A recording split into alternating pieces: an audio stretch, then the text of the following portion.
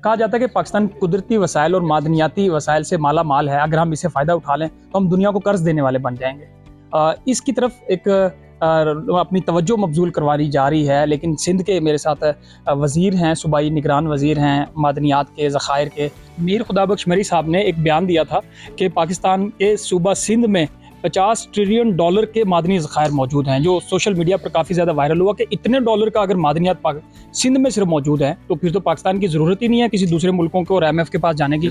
तो वो फिर 50 मिलियन जो ट्रिलियन डॉलर है सर, जो मादनियात आप कह रहे हैं, उस क्या है वो, कैसे हम क्या हमारी उस पर हमारे पास मशीनरी नहीं है, हमारे पास इन्वेस्टर नहीं है, क्या नहीं है? इन्वेस्टर आपके पास बहुत हैं। आप अपने रास्ते आसान करें, आप अपने यहाँ इंटरनल जो इश्यूज़ हैं उनको सॉल्व करें। दुनिया चाहती है, देखें कोई भी कंपनी आती है ना, वो आपके इंटरेस्ट में नहीं आती, वो सबसे पहले अपने इंटरेस्ट में आती है। उसको 2 रुपये कमाना होता है, चाहे बाहर की कंपनी हो चाहे हमारी यहाँ लोकल हो, हर किसी ने अपना काम करना होता है।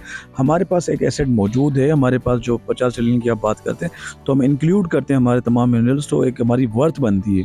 तो मैं भी तो इससे ज़्यादा भी बने।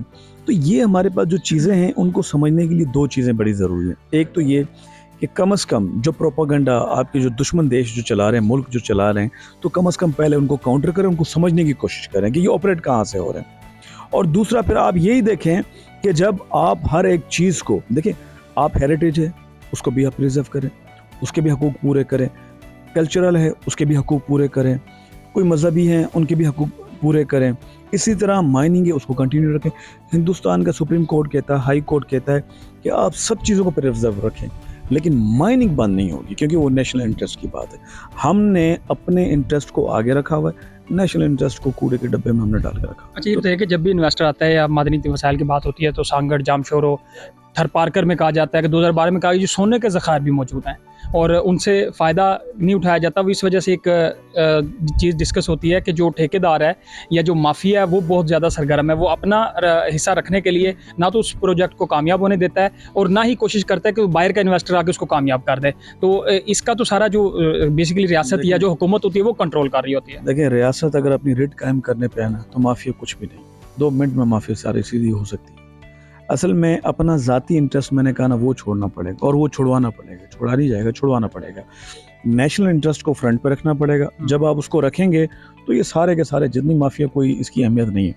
अगर आप अपनी रिट कायम नहीं करेंगे तो माफिया कहेगा सबसे पहले मैं खाऊं, मुल्क को क्यों दूँ।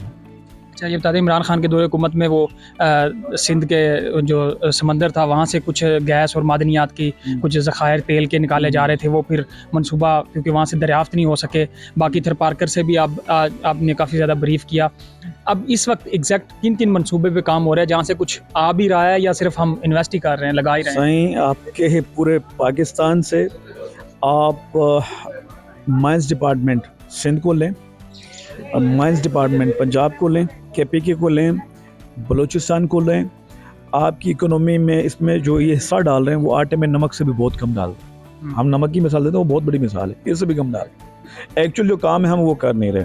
अगर कर रहे हैं तो हमने कॉन्ट्रैक्ट पे ऐसे लोगों को दिया हुआ है कि आप ये समझें कि सारा हलवा वो खा रहे हैं, तो जिस तरह एक दाने पे अगर मक्खी बैठती है हमारे हिस्से में, वो भी नहीं आता।